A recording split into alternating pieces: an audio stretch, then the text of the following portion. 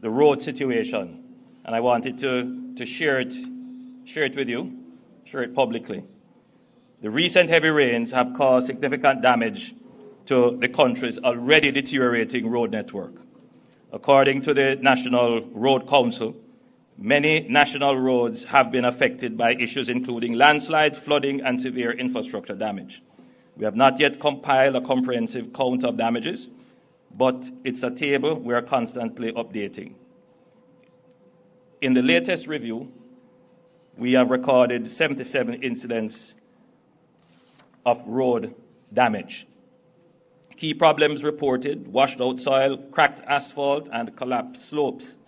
Authorities warn that the number of affected roads could increase as assessments continue. Initial cleanup repairs have been estimated, and depending on the severity, these costs could also increase. Engineers and other experts caution that with the continued rainfall and saturated soil, there may be even further landslides and damage exacerbating the crisis. The heavy rains have underscored ongoing challenges with outdated infrastructure and inadequate maintenance. The engineers and architects and the National Laboratory of Materials and Structural Models have repeatedly pointed out these deficiencies, emphasizing that many national roads lack modern engineering designs and preventative maintenance contracts. Successive governments have failed to prioritize infrastructure investment, leaving the country's roads vulnerable to extreme weather. The current damage highlights the long-standing neglect of the road network, which is crucial for Costa Rica's economy and public safety.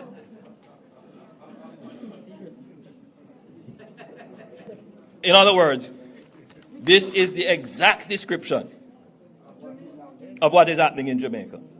I use this to make the point that the public conversation needs to be guided by proper knowledge and understanding of the challenge we face.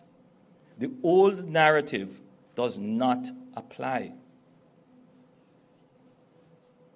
Jamaica is not the only country facing this crisis. We have climate change, which is a real issue, and infrastructure that was not built to withstand climate change will fall apart and fail.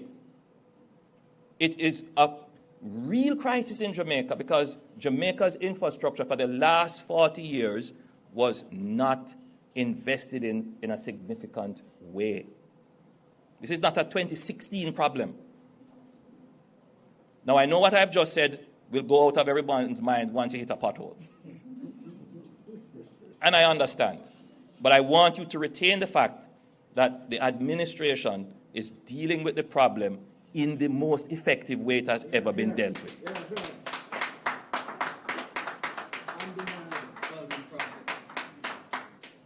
I also want to point out, Costa Rica is a country of 5.2 million persons.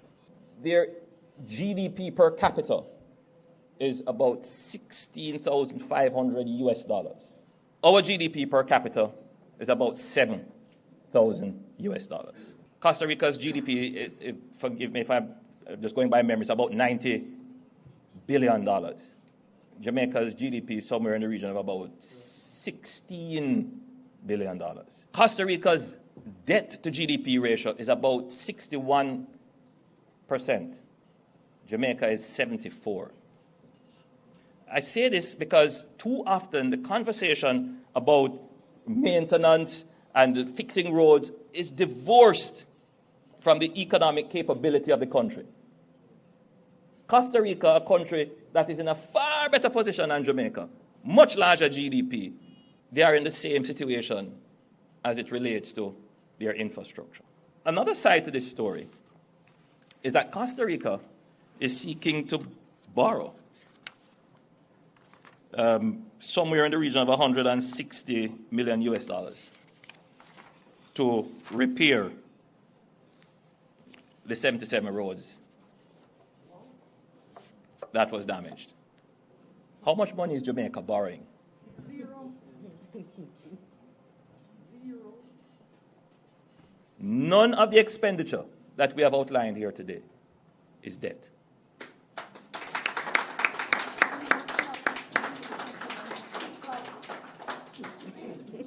That is all as a result of the stellar fiscal management of the country's resources.